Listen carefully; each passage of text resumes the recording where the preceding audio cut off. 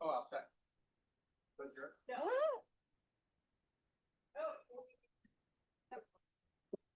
Yeah, my bad. Okay. Yeah, I saw that one. Well, the question is, yeah. Okay. But we're going to.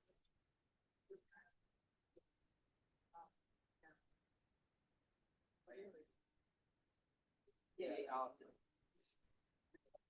Okay. Let's see. A little weird. Exactly.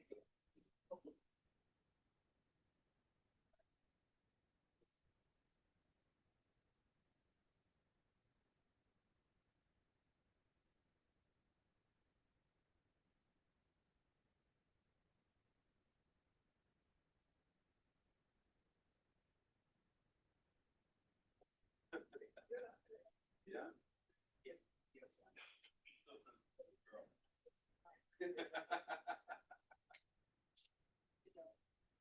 When I get there. I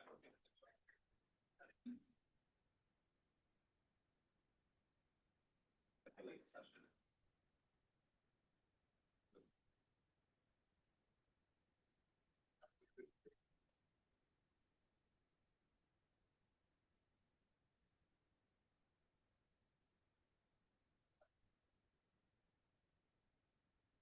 Also, Did you're gonna, sorry, you're gonna laugh. I just got a new phone yesterday and I was in there talking to Allison a little bit and the phone started ringing. I didn't know how to cut the damn thing off. And so Allison said, let me help you. We've all been there. I know. So this iPhone 17, I traded in my iPhone 10. Well, I got a 12. I'm trying to wait for the 18 Oh, you're, to come out. And I got a problem. I have to put it on, basically on speaker to hear anything, something something. haywire. Yeah. But I'm so close now to September when the new one should come out. I'm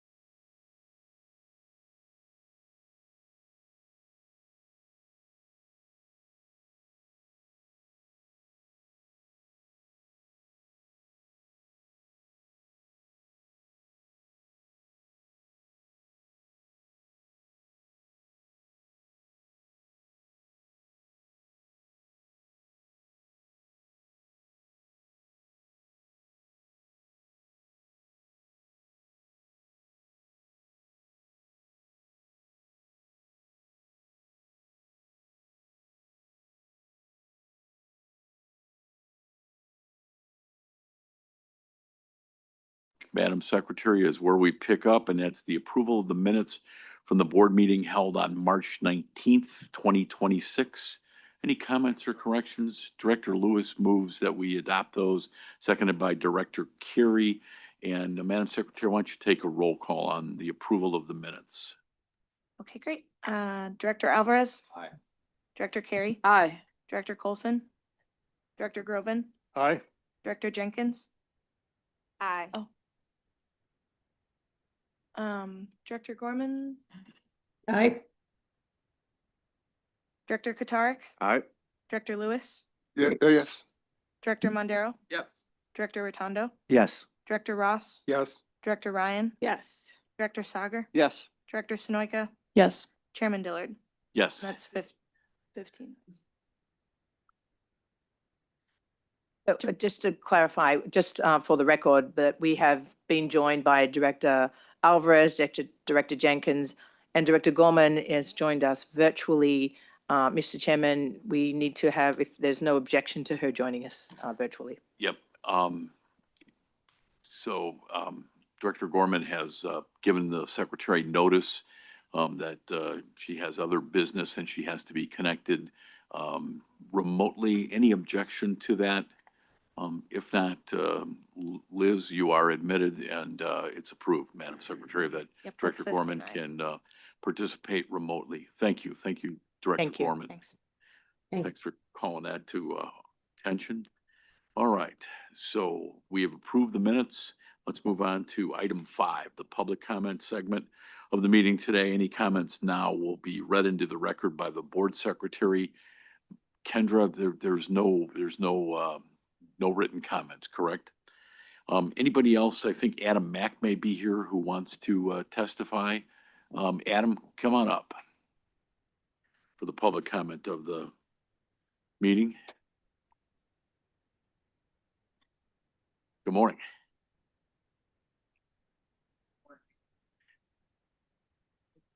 All right. Good morning. How you doing? Great, thank you. All right. Okay.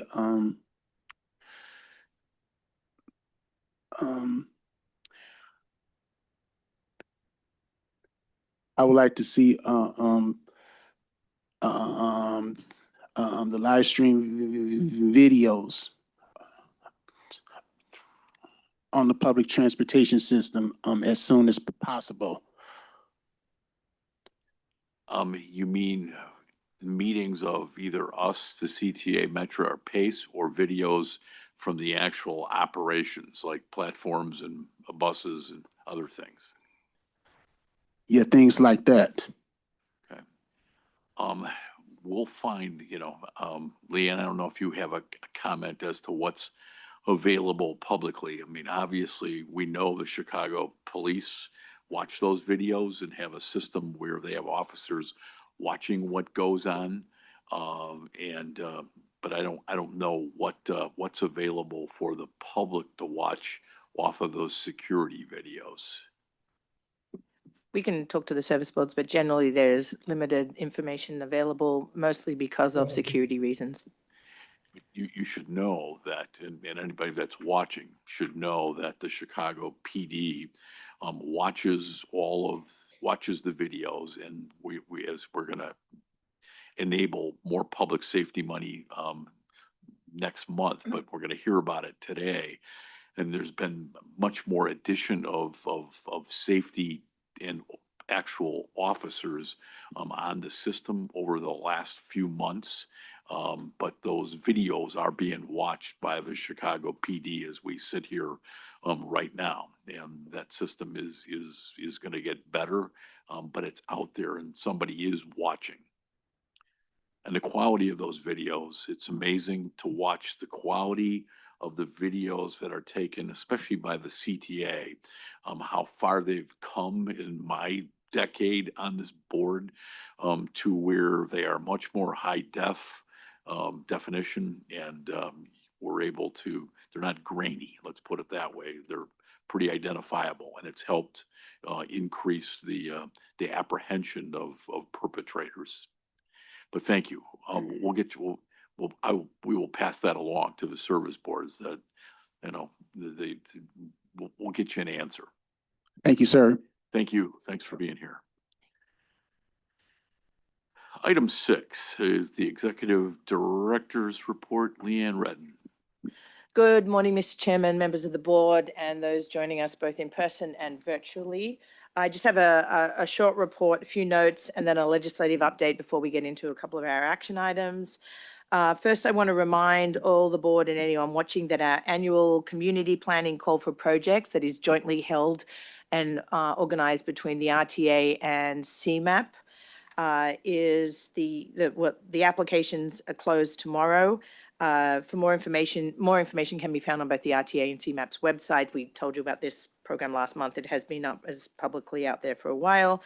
We'll get into a bit more detail also as later in our agenda, but I also suggest that you put a note on your calendars for our next Transit is the Answer Coalition meeting, which is going to be held on April 29 at 9:30. It is virtual. Registration is required, so you do need to actually register or can let Joey know of your interest if you have a plan to attend, and we can set that up for you. We'll have more detail later also on in this meeting during our presentation, but there is a link around the Regional Transit Update newsletter that's going out tomorrow as well, and that'll also be posted on our website. All right. Just a quick note, in the coming days, you will see a new campaign coordinated amongst all 4 agencies that will encourage people to take public transportation to avoid both rising gas prices as well as congestion. Messages like this one that you see here will be shared by all 4 agencies and our collected media channels. The point being here that we are working together across all 4 of us to put this information out there in a sort of a timely fashion with some of the economic and congestion situations we're all facing right now. And that'll be across the entire region. So a little bit on a legislative update. I've just returned from Washington, where I was participating in APTA's legislative conference. This year's conference was particularly well-timed, given that on April 3, President Trump released his federal fiscal 27-year budget that incorporated a 23% cut in transit funding from the 2026 enacted levels. The president's budget discontinues the key things that are in there that impact transit is the discontinuation of advanced appropriations, and under the Infrastructure and Investment Jobs Act, which results in substantial cuts to key public transportation investments at both at CTA, Metra, and PACE that we've been able to historically benefit from. And those key programs include the Capital Investment Grants, or the CIG program, the Low and No Emissions Competitive Grants. If you recall, just the other month, we actually received, both PACE and CTA were beneficiaries of a Low-No grant, and actually CTA received the largest one in history. So these are real impacts potentially to us.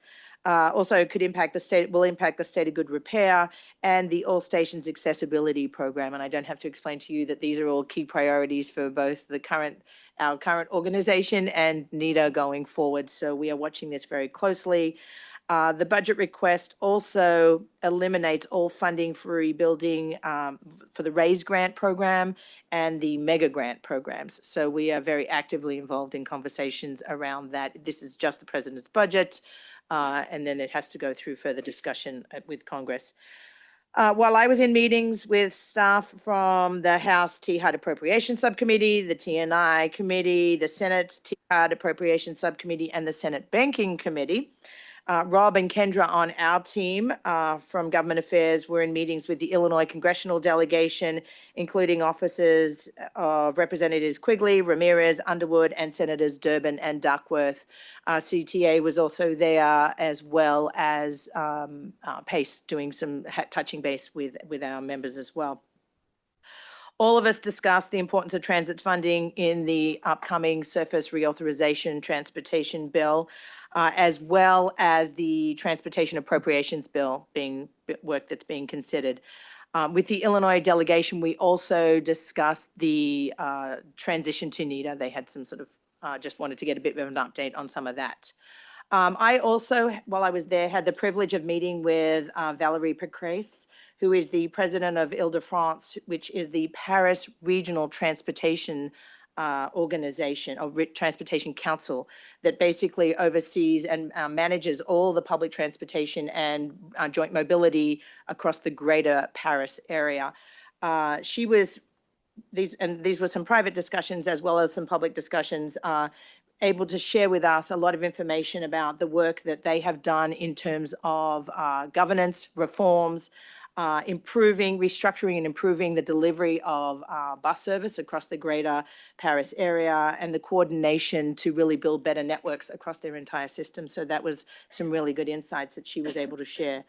The work that they've done over the past 10 years to sort of get to the point that they've done, that a lot of it led up to the reform and the restructuring to deliver service around the Paris Olympics, and then the work that they're doing to continue to grow and improve their system.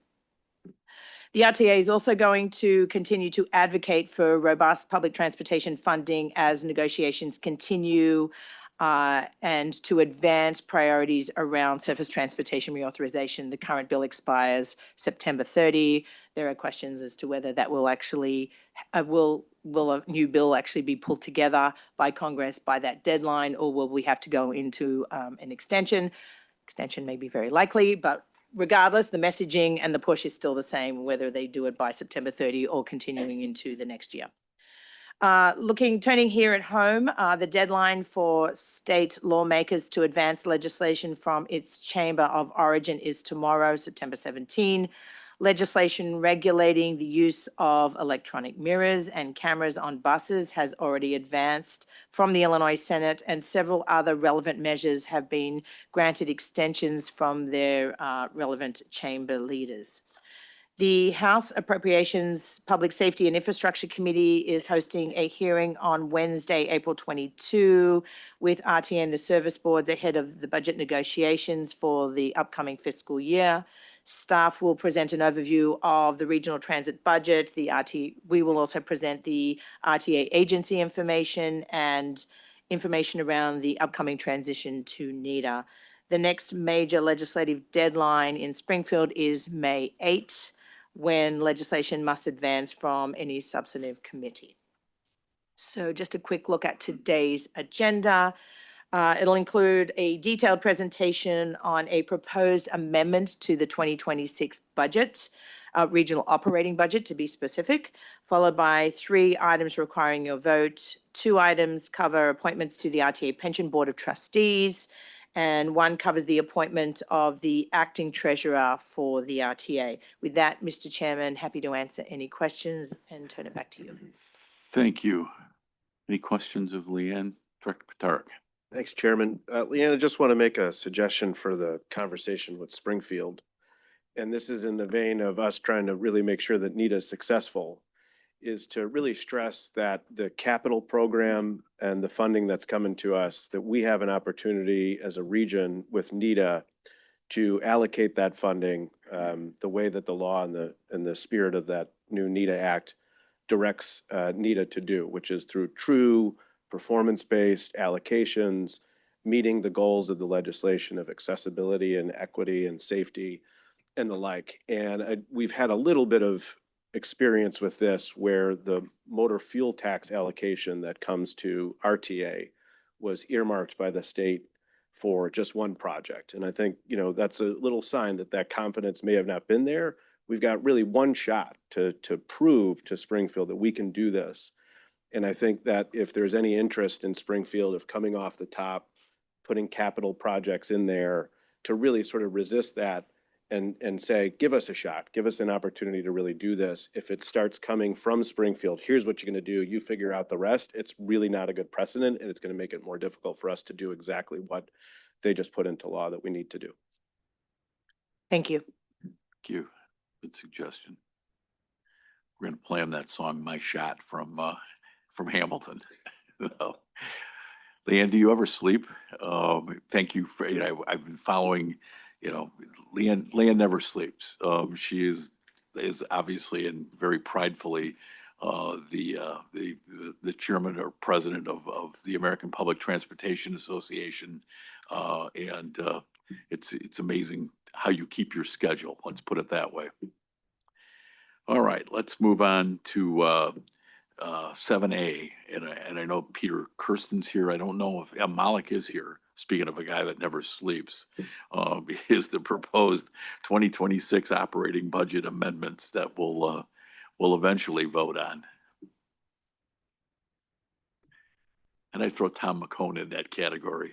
There's so many. Nobody sleeps on our staff. They work constantly. Rob Nash is still not recovered from the last legislative session. So, gentlemen, welcome. Thank you, Chairman, and good morning, members of the board. Maulik Vaishnav, I'm the Senior Deputy Executive Director of Planning and Capital Programming. I'll kick us off on this presentation and then turn it over to Peter to walk you through more details. So today we are presenting to you a proposal that is not going to be voted on today. As we have discussed consistently over the past few months, in 2026, when the budget was adopted, it was just a couple of weeks after the NEDA Act had passed. So we had made sure that the service boards were fully funded for the year, but we left a significant amount of funding at the regional level. So we have worked with the service boards over the last several months to come up with this proposal that achieves a couple of objectives. So the goal of this proposal first is to fund some key priorities identified in the NEDA Act for early implementation. This will allow staff to begin planning and implementation of key milestones that are identified in the Act, and some of them have very quick approaching deadlines. And the second big sort of goal of the proposal is to provide flexibility by only allocating a portion of the regional estimated available funding, leaving policy and long-term budgetary decisions to the new NEDA board in the future. When the NEDA board is fully seated later this year, there will be decision-making points for determining long-term priorities, likely a second 2026 budget amendment, or make it part of the 2027 budget process that they will vote on. This is also a new way of collaboration with the service boards. As you know, in the past, we generally bring you proposals to just allocate funding to CTA, Metra, and PACE based on a formula or negotiation. Instead, what you'll see today is detailed list of priorities that will be funded both directly at CTA, Metra, and PACE if you decide to vote on it in May, and also maintain some of the funding at the regional level, given that NEDA will have a lot more responsibility than we have had so far. Again, just as a reminder, this table here shows what was passed in the 2026 budget already in December of last year. So as you know, we are on a calendar year budget and the state is on a fiscal year budget starting in July. So for the calendar year 2026, we estimated portions of the new funding pending vote in the future. If RTA raises the sales tax by 0.25% for calendar year 2026, we expect about $200 million. And the state 5% of the gas sales tax coming to us starting July will be about $365 million for this calendar year. Neither of these sources have come in yet, so this proposal is dependent on the new sources coming in later this year. Previously, we had made sure to allocate a portion of it to CTA, Metra, and PACE to close their fiscal cliff, and to ADA Paratransit. And after that, the remaining amount that we are talking about today is $319 million that is sitting at the regional level. We are also making sure we are looking at how the year is progressing for the budget. So this chart, and again, Sarah will walk you through this a little bit more detail later, shows the positive budget variance for this year for the first couple of months compared to the budget that was passed. So we want to make sure that the service boards are delivering on what is already part of their budget. So the new amendment is focused on anything additional on top of that for the rest of the year. And as you can see, CTA is staying pretty close to their budget. Metra, PACE, and ADA have some positive budget variances, but it's also just the first couple of months of the year. So we expect these trends to change in the second half of the year. Very quickly, the 2026 budget that has already been approved is fully funded. So the service boards have several initiatives that are customer facing and improving service, and other changes already budgeted, which we won't be talking about today in detail, but you'll see a connection to that. Whatever they were able to fund, there are some ideas in the amendment to double down on those if they're working really well. On CTA, the expansion of the frequent bus network and some bus route extensions and improved connections was already included. On Metra, there's increased weekday frequency to alleviate crowding and expanded weekend service throughout the system. And PACE is also budgeted increased service and frequency compared to 2025. Moving to the amendment itself, so now we'll go into the details, and again, I'll turn over to Peter in a minute, but we started with input from the public. We sent out a survey to more than 10,000 riders through email, and about almost 1,100 folks weighed in. We asked them, if you had to make this decision and we gave you 100 points, how would you distribute them among the different priorities that are part of the NEDA legislation? So as you can see here, public safety was top of mind for riders. If you combined improving service and expanding service, service is obviously the #1 priority for folks as from the transit perspective. Investment in our capital systems and seamless and affordable fares also came in at a lower level than public safety and service, but still important to riders. So we use this as a framework to set up working groups, and what you'll see today is that this proposal is based on making sure that riders, operators, and communities across 6 counties will benefit if this amendment is voted on in May.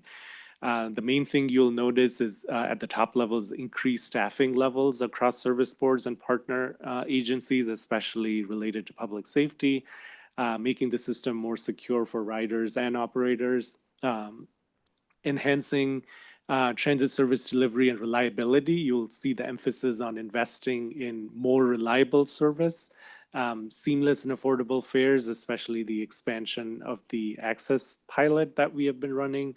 There are several customer experience and information items to pilot digital signage and other things that riders will kind of see under the framework of NEDA in the second half of the year.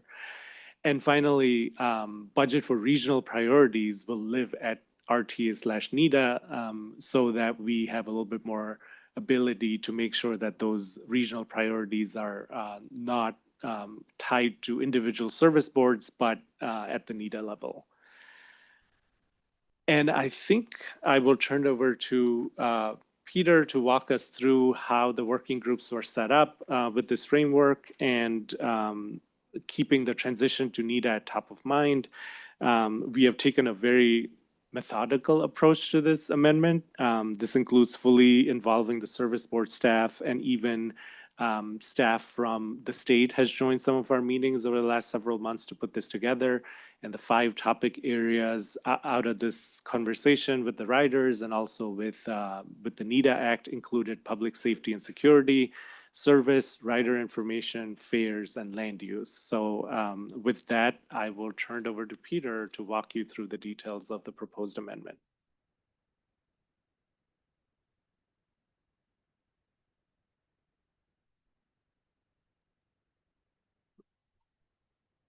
Morning, Peter Kirsten, Division Manager with Regional Planning. Thank you for having me here today. So on the screen here is kind of the high-level summary of the proposal. On the left-hand side of the screen, you can see the dollar amounts by topic area. So 59.6 million of the 132.2 total are to investments in safety and security, 53.6 million to service, 10 million for fares and affordability, 5.4 to customer information, and 3.8 to planning and land use. Then on the right-hand side of the screen, you can see how it breaks down by agency, with just over 64 million going to CTA, 22 and 8.5 to Metra and PACE respectively, and then just under 38 million staying at RTA/NEDA, the regional entity, with a fair amount of that being public safety and security costs. So I'll kind of walk through each topic area and summarize. I'll provide a table with details. Thought is to go through all of it here, and then we'll save time for questions at the end.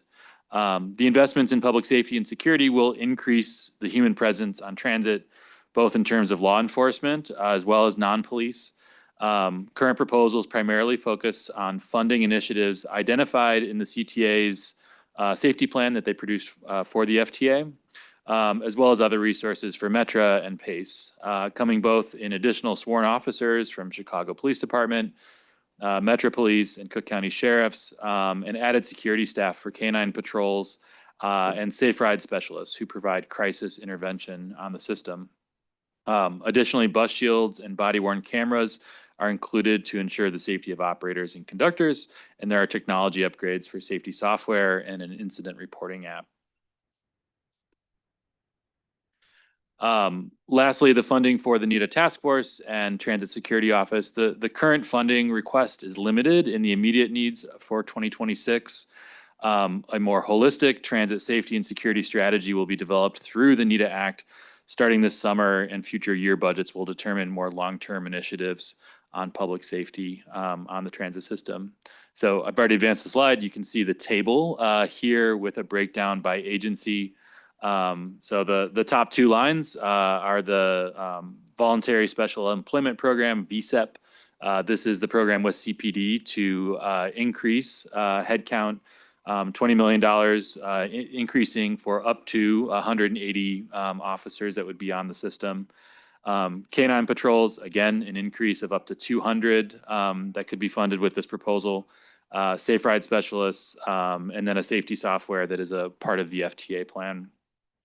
Metra, similarly, it's about headcount, getting more officers that can ride the system, additional sergeants and captains. Metra included as well body-worn cameras and software and maintenance costs for conductors. So that's a safety piece for operators and frontline staff. And then a late-night security staffing specifically on the BNSF.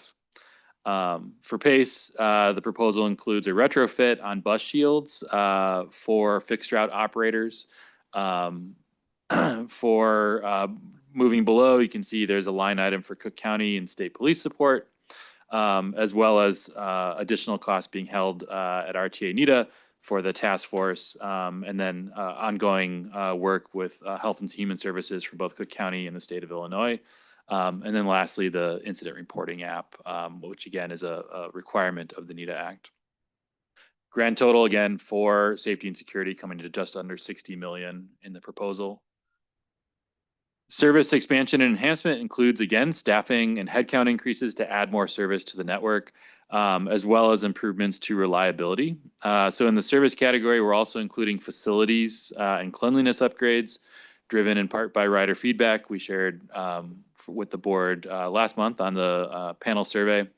So this includes additional refresh and renew on the CTA system, additional staffing to increase the level of midline and coach cleaning services that are already budgeted in 2026. So Mala kind of alluded to this earlier. A lot of these initiatives have already been budgeted. The proposed amendment is really to increase, do more of what's working on the system already. So again, broken down by specific line items, by service board. CTA, really big dollar amounts here on reliability. So slow zone mitigation and rail car maintenance are two things that really impact reliability on the rail system, and these are big investments in making improvements there. Automated bus lane enforcement, so getting cars out of the dedicated bus lanes, expansion of the ABLE program. A bus service reliability tool, bus priority zones, BPZs expansion. That's a program that they partner with CDOT on. And then improve schedule reliability on 35 bus routes that have the most frequent issues with reliability. In terms of service improvements, again, already in the 2026 budget are expansions of the frequent bus network. This would expand to an additional 4 routes. There's 2 route extensions in here, the number 10 and number 57, in part addressing the Obama Center opening and making sure we're connecting in with Metro service that's down in that region as well. And then some targeted span extensions.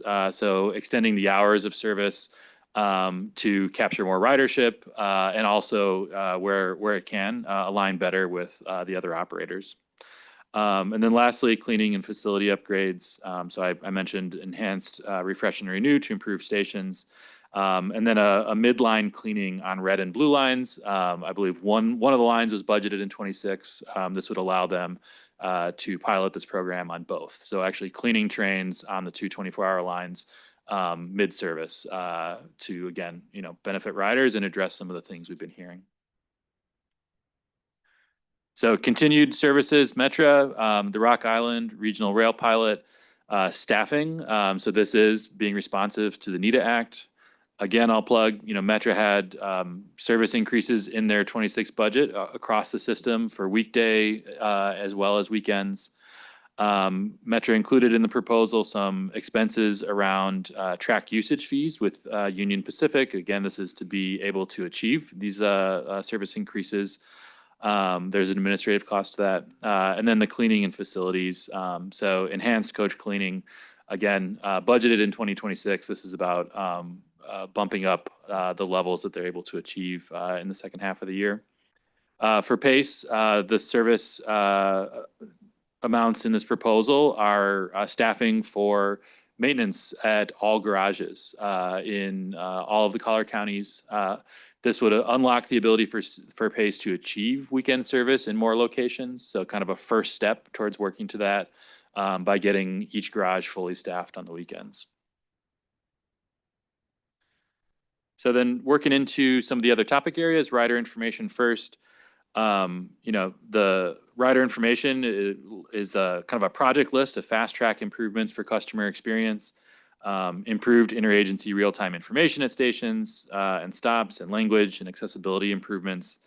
These are improvements that were identified in the travel information planning work that we did last year and is being implemented with the service boards currently. Again, kind of a common theme, trying to add more, be a catalyst for things that were already afoot. So we'll roll out initial upgrades at key interagency locations where there are two or more service boards operating throughout the region. Again, ensuring at least one in each Collier County, suburban Cook County, and the city of Chicago. And we're also expanding and enhancing digital and real-time information to include things like paths of travel to and from transit and within transit facilities, as well as elevator status. So breaking down the totals for the rider information, we're showing these all as RTA NETA expenses. These will be implemented directly with the service boards, and in many cases, the service boards would even be the lead agency. But again, the approach here is to kind of work on this collaboratively and together. So this includes full-scale signage modernization at 10 interagency locations, a language access plan, which is a tight deadline of the NETA Act. We have to begin that by the start of 2027. Regional multilingual signage expansion. So CTA has already made progress on this in some key areas. These are funds to increase that and potentially regionalize, look at opportunities to expand that program to Metra and PACE. A digital information standardization policy guide, which is a component of some of the planning work that had already been done to better standardize digital information across the three. GTF pathways development. So this is a really cool tool. It's mapping kind of the access and egress points to transit so that when you look up a route on your phone, it doesn't just tell you when the train comes, it tells you how to get from your bus to the train. A really critical step in improving kind of the interagency connectivity of the system. Expanding digital modernization to bus stops, real-time elevator status for CTA, PACE, and Metra facilities, and then regional translation services. This is a topic that was identified by this group of offering better services and looking to do things regionally to procure translation services for all sorts of different materials. At the Fares Group, the proposal includes expansion of the Access pilot to include CTA and PACE. So we shared last month with the board a reminder about this Access pilot that we've been doing on Metra. It's an income-based reduced fare. Folks that are already receiving SNAP benefits can be enrolled into a reduced fare program.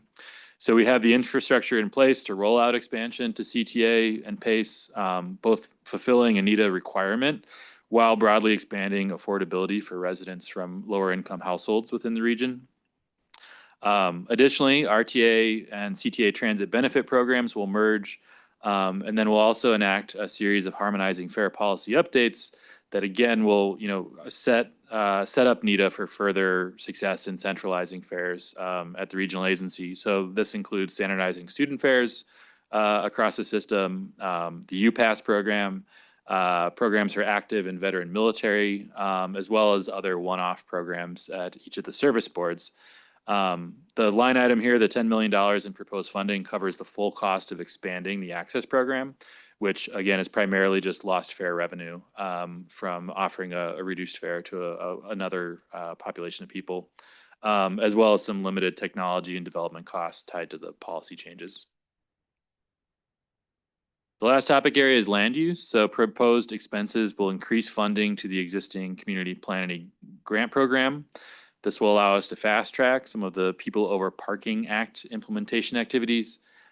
This will help more communities begin planning and development to work on things like transit-oriented development studies, zoning updates, developer panels.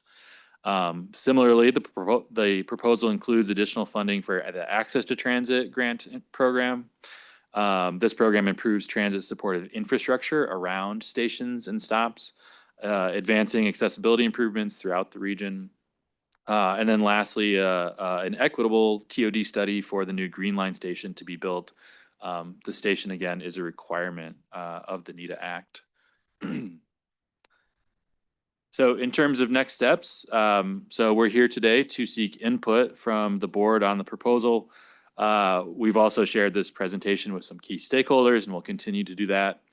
As well as advocates. We'll hold a Transit is the Answer Coalition meeting next week and present this proposal to the RTA CAB. Additionally, we will accept public comment on the proposal through the RTA website, April 20th through May 8th. So you can go to rtachicago.org to register for the coalition meeting or to make a public comment on the proposal. After incorporating feedback, we'll finalize the proposal with the service boards and then intend to bring the budget amendment to the May meeting for a vote from this board.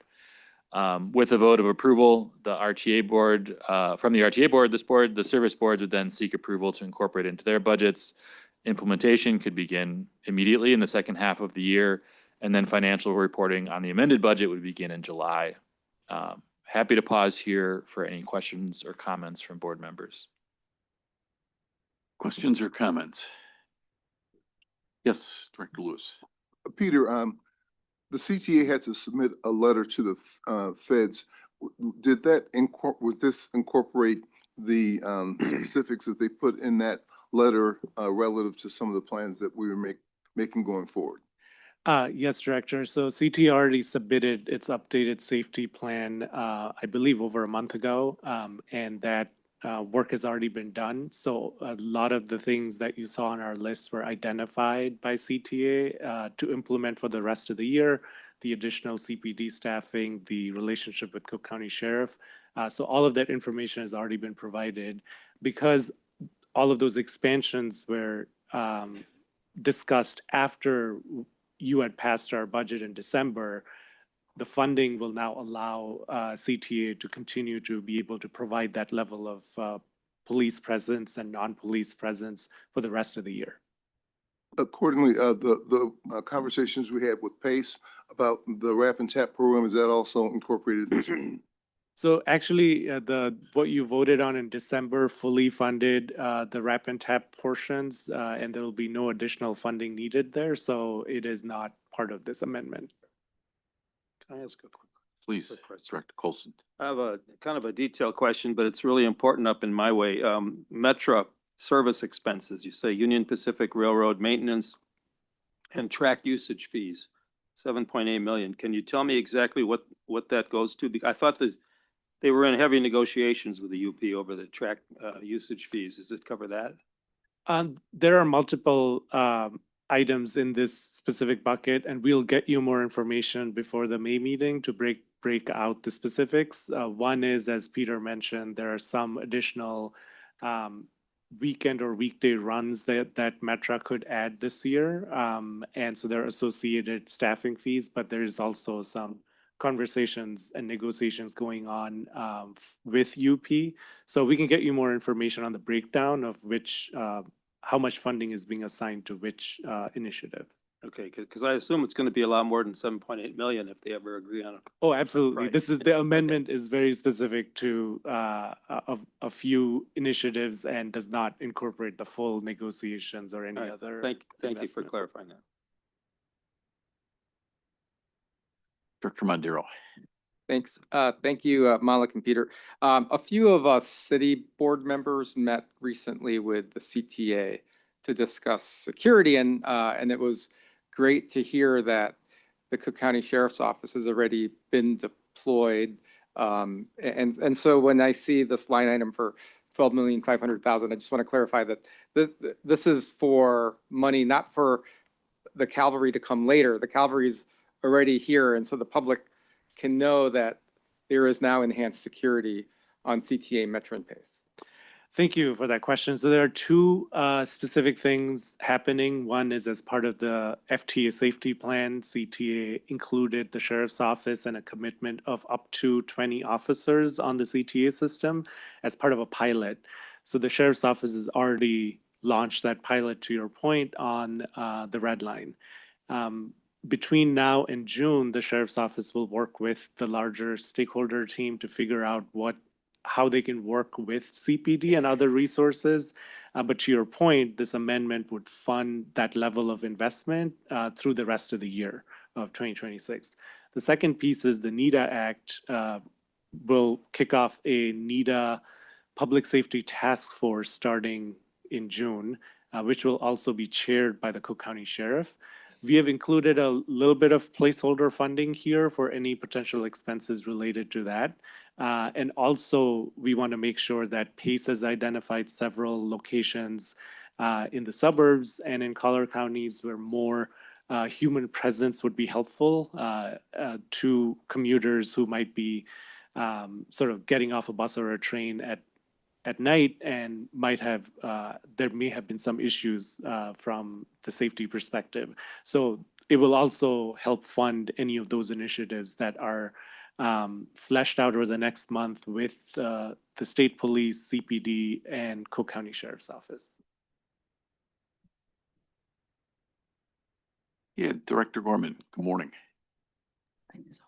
Good morning. Thank you. Thanks, Peter and Malik. One of the first slides showed the new revenue coming in, the 200 million for sales tax and the 365 for the gas tax. The sales tax receipts, I think it was in the last meeting or two, showed that they were tracking or over projecting, which, is actually, wonderful. Would those over projections of the sales tax receipts that are coming in offset that $200 million figure that's being shown? Thank you, Director. So you will continue to see updates from the finance team, and it's coming up in a little bit that the sales tax revenue has exceeded projections that you're talking about.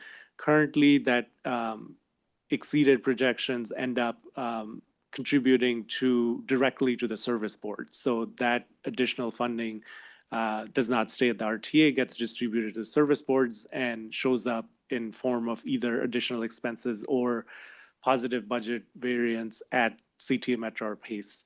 The second piece will be that assuming this board on June 1st is able to advance the increase of the sales tax after the NEDA Act is effective, the 199 million is our current projection for what will come in for the rest of this year.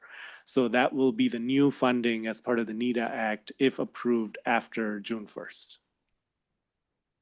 So there are two different sources of funding depending on one, the additional sales tax is already coming in, and the what showed on the slide will come in the future if the board approves it on June 1st. So those extra funds are already spoken for. Yes, we have asked the service boards to continue to either use the additional funding or show us the breakdown in terms of what is contributing to positive budget variance. But to your point, anything that isn't spent will become part of the 2027 budget process. So we will make sure that we are connecting the dots, to your point, between the positive budget variance coming in already and the future new funding that will kick in as part of NEDA. So a lot of that conversation will be part of ongoing monthly updates to you and the 2027 budget process that will also kick off in a couple of months. Okay, yeah, I'd like to talk about that further. Thank you. Sounds good. Thanks, Liz. Other questions or comments, knowing that there'll be hearings, we have a transit as the answer. We're going to have lots of input into these proposed changes. Dr. Clark. Just on the feedback piece, I think this is a really good example of a regional approach that everyone has been looking for us to do, looking for the service boards to meet those goals of safety and cleanliness and comfort and reliability. And so kudos for producing this. And I think there's an appropriate balance of investing in that right now and holding back for the future that we don't yet know a little bit about. I'll add that I think it's also important to complement this exercise with the emphasis on the efficiencies and the savings that this board went through the process of doing an entire resolution about to the service boards and seeing if we can quantify that, because I think that's a critical part of the increased investment we're making, is that we're not doing it the same old way. And we're going to show you about it, and you can hold us accountable to it. There's a couple investments here too that I think kind of play in both of these spaces, where investments in them produce funding. You look at bus lane enforcement, good to see in that. That makes the buses move quicker. It gives a better ride for folks, gets them there faster, and actually raises revenue, makes the buses cheaper to run because they're running faster.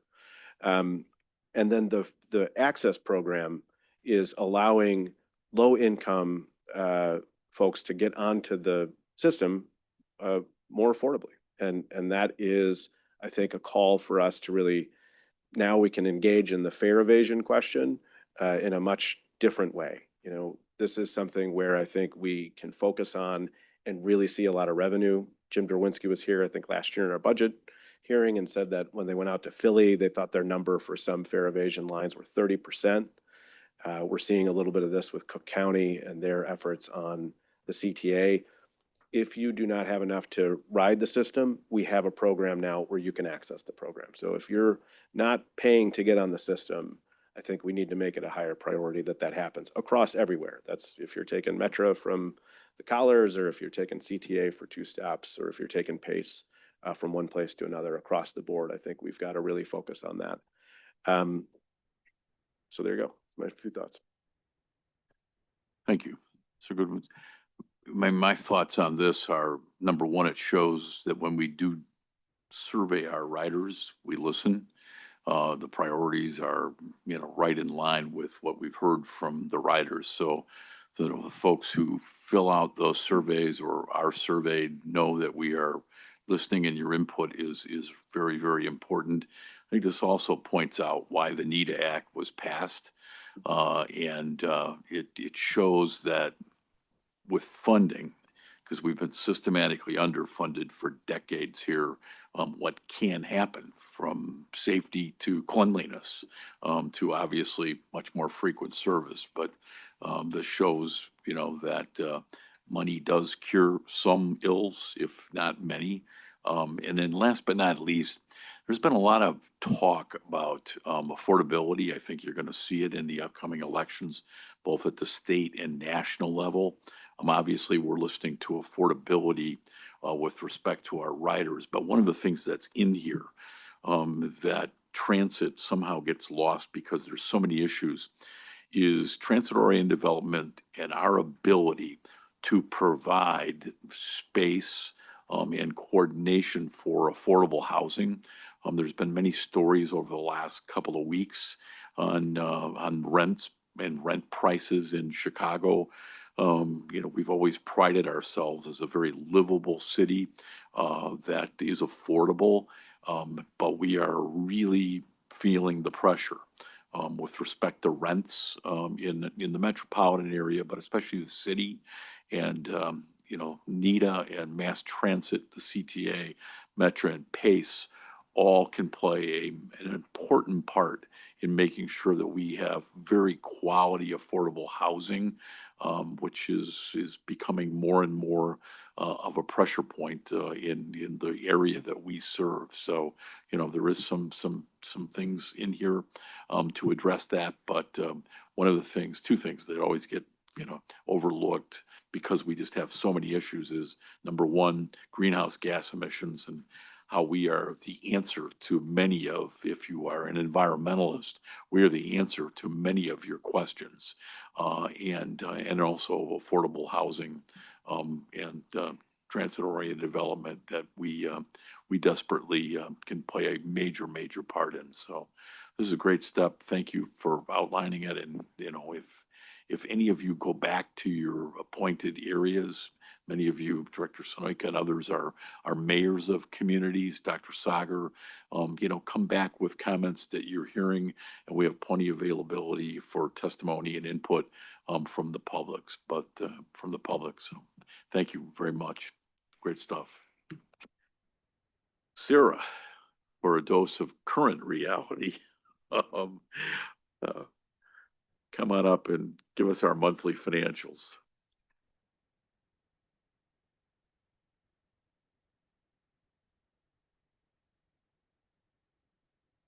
Okay, good morning, Mr. Chairman and Directors. I'm Sarah Rubino, Principal Analyst. This morning, I'll be covering the financial results of the service boards now through the first 2 months of the budget year. Malik showed this same slide in the previous item, and I'll provide some more detail on the results here. All 3 service boards, including ADA Paratransit, reported favorable to budget operating deficit variances and are on track for a favorable finding when we ask you to certify the first quarter results next month. Both revenue and expense levels for CTA remain close to budget thus far, producing a 0.5% favorable result. Metra finished $16.3 million, or 10.8% favorable, driven by lower than budgeted expenses, specifically less spending on outside and professional services.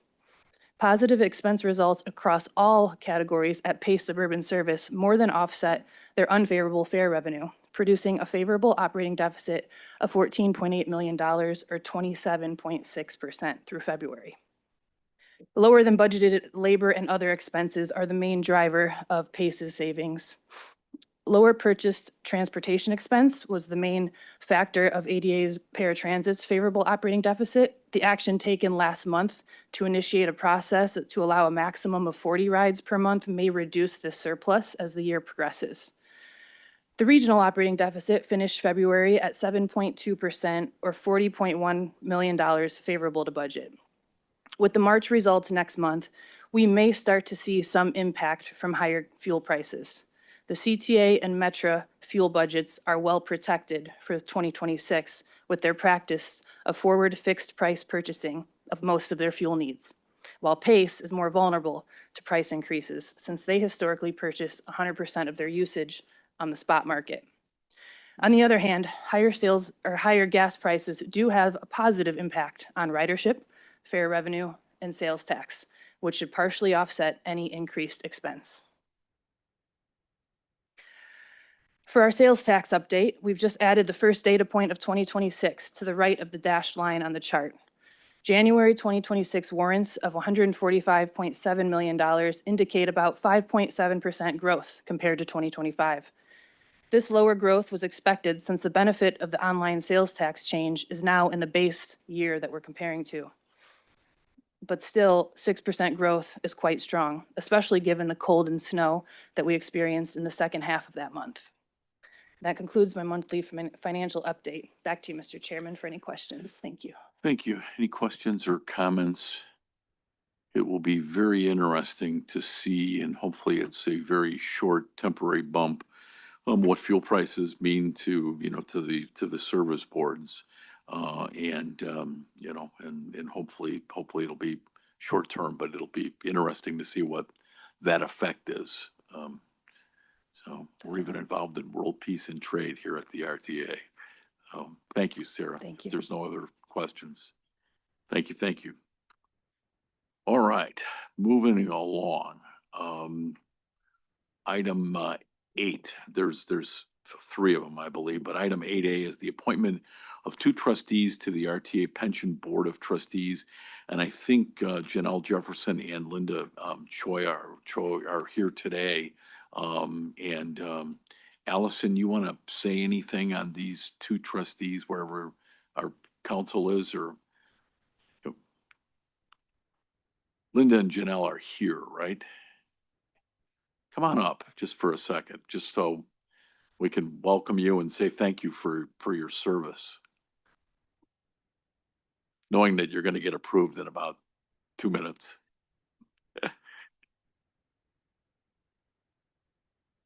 Thanks, Chairman. So we had 2 vacancies on the Pension Board of Trustees, and we went through a recruitment process, and we selected Janelle Jefferson and Linda Choi, who are standing behind me. I think they've had an opportunity to meet many of you this morning, and then we'll introduce them afterwards too. But great candidates. They met with the CFOs of Metro, Pace, also through the interview process, who are also members of the Board of Trustees. So excited to have them join us.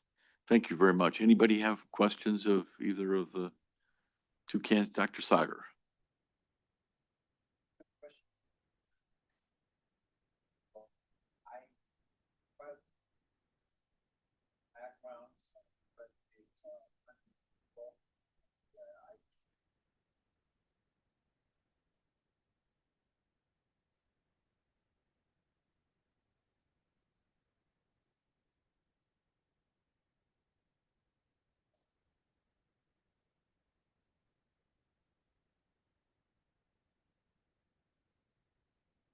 They're great. One of the things we pride ourselves on at the RTA, knowing that we live in the state of Illinois with pension liabilities of some other municipal types of government, not necessarily the state itself.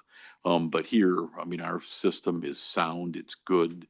It is as well funded as any local government system is in the state. So protect it and protect our retirees, as I'm sure you will. As Dr. Sagar has said, you are both immensely qualified, and we can't thank you enough for your service. And if you ever see anything wrong, please let us know. So thank you. Yes, Dennis.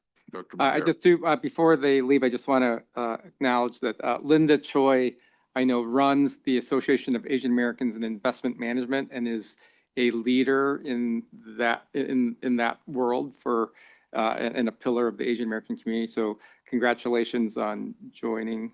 Thank you for that. Janelle, apart from congrats to the University of Michigan on winning, but she's also a tactician on the tennis courts and has schooled me often. Wow.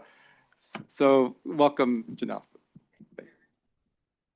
Thank you too very much. So how about a motion that we approve those 2 tremendous candidates? Director Groven moves that we approve, seconded by Director Sonoyka. And with that, we take a roll call, Madam Secretary. Yes. Director Alvarez? Aye. Director Carey? Aye. Director Colson? Director Groven? Aye. Oh, Director Gorman, sorry about Aye. that. Director Jenkins? Aye. Director Katarik? Aye. Director Lewis? Yes. Director Mondero? Proudly, yes. Director Rotondo? Yes. Director Ross? Yes. Director Ryan? Yes. Director Sagar? Director Sonoyka? Aye. Chairman Dillard? Yes, That's 15 ayes. and you are approved. Thank you again for your service, and really, we're really proud that you're stepping up to help us. So appreciate it. Thank you. They are approved. Item B is the appointments for an acting chair and acting RTA trustee to the RTA Pension Board of Trustees. Anything you want to say on this, Allison? Sure, I'll just quickly tell you. So as we all know, Bill Lockman retired April 1st, and Bill served 2 roles on the Pension Board of Trustees. He was the acting chair, and he was also the RTA employee trustee. What we're doing is splitting this role up for now, and we're requesting that you appoint an acting chair, which would be Margaret Schilling, Maggie, who is the CFO of Pace, and then an acting RTA representative, employee representative, and that is Jill Leary, our chief of staff. So Again, two really excellent, safe appointees. Any comments, questions? If not, Director Rotondo moves that we approve having two people do one job that Bill Lackman had or covered both. Seconded by Director Groven. Any questions or comments? If not, we okay? How about a roll call here on 8B? Director Alvarez. Aye. Director Carey. Aye. Director Colson. Aye. Director Gorman. Aye. Director Groven. Aye. Director Jenkins. Aye. Director Katark. Aye. Director Lewis. Yes. Director Mondero. Yes. Director Rotondo. Yes. Director Ross. Yes. Director Ryan. Yes. Director Sager. Yes. Director Sonoyka. Aye. And Chairman Dillard. Aye. It's 15 ayes. Thank you. Thank you, Maggie, and thank you, Jill, another RTA employee that never sleeps. So thank you. They are approved. 8B is approved. And item 8C is the appointment of an acting treasurer for the RTA and with Bill's retirement. Yeah, sure. This is, we're asking the board to appoint Alex Alejandro Montero as the acting treasurer. He has worked with Bill for years. And Alex is with us today, in the room, I should say. So we're confident in Alex's ability to take on this acting position. Thanks. Oh, and I should add that the treasurer position is also being recruited for right now. Right, are out there. Alex, thank you. You're highly qualified. He's a veteran of our system. How about a motion to approve Alex, Director Ross, seconded by Director Lewis? And with that, Madam Secretary, please call the roll. Director Alvarez. Aye. Director Carey. Aye. Director Colson. Aye. Director Gorman. Aye. Director Groven. Aye. Director Jenkins. Aye. Director Katark. Aye. Director Lewis. Yes. Director Mondero. Yes. Director Rotondo. Yes. Director Ross. Yes. Director Ryan. Yes. Director Sager. Yes. Director Sonoyka. Aye. Chairman Dillard. Yes, That's 15 ayes. and Alex is approved. Thank you and congratulations, but thank you very much, Alex. Item 9 is new business. Any new business to come before us today? Director Groven. Yeah, just a suggestion or request to my peers here. I've got a script, so I'm not going to wander. I won't go too far, but we have had public comment on numerous occasions that raise questions, at least with me, I think some of my peers, around our transition plans from the current state to eventually meeting the state's law mandating what is described as a zero emission vehicle or ZEV fleet. Now regarding those plans, there's really good work done back in 2022 by PACE and CTA around planning for electrification of their respective fleets. And at that time, they both put together kind of extensive, at least in my view, ZEV transition plans documented over 50 or 60 pages. So it's quite a bit of work. Since then, electric bus technology advances and manufacturing capacity have lagged well behind the assumptions and expectations that underpin those plans. And the transition to an all EV fleet has been considerably delayed. So in my mind, determining the best vehicle and infrastructure choices to bridge what might be an extended transition to EVs, to transition to ZEVs, is an area that I believe deserves appropriate analysis and planning. So to ensure that the regional strategy remains realistic and can be achieved efficiently, I'm recommending that we, or maybe more likely NETA, request that each service board, specifically CTA and PACE, update their ZEV transition plans to reflect 2026 realities, and potentially to do so through an enhanced regional lens, given where we're headed. If they were to update those plans, I think it should include things like fleet reliability, so current performance data on battery electric vehicles, hybrids, other propulsion technologies. We have I think 23 electric buses at CTA, so enough to pull together some analysis and get a good view, as well as, I don't know if you remember back in the day, we talked about a Duluth, Minnesota cold weather test. Well, that process has been, that's been done, the analysis has been done, and so we've got insights now that would enhance our views going forward as far as reliability, how many buses we might need. Also availability of electric buses. The EV bus manufacturing has not achieved the scale that was expected by this time. And then alternative evaluation. So side-by-side comparisons of battery electric vehicles, fuel cell electric battery vehicles, hybrid diesel,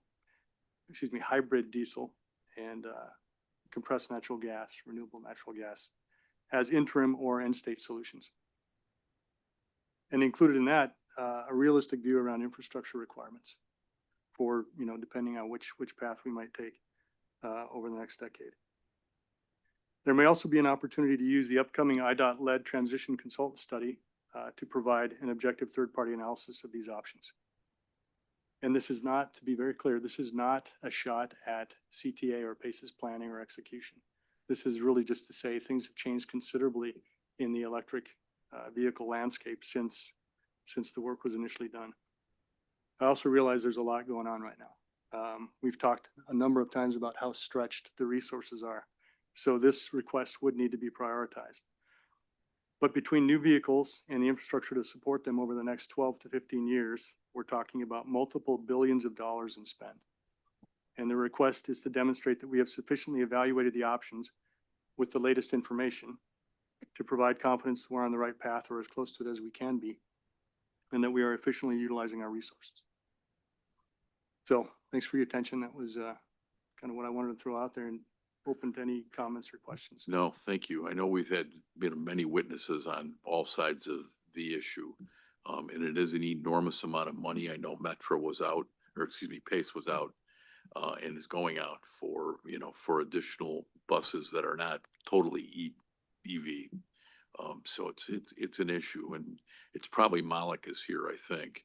It's something that maybe the consultant who's going through this transition process can think about, but those are great questions, Director Groven. And Thank you, Chairman and Director. I agree that I think it is appropriate time for reevaluating the landscape.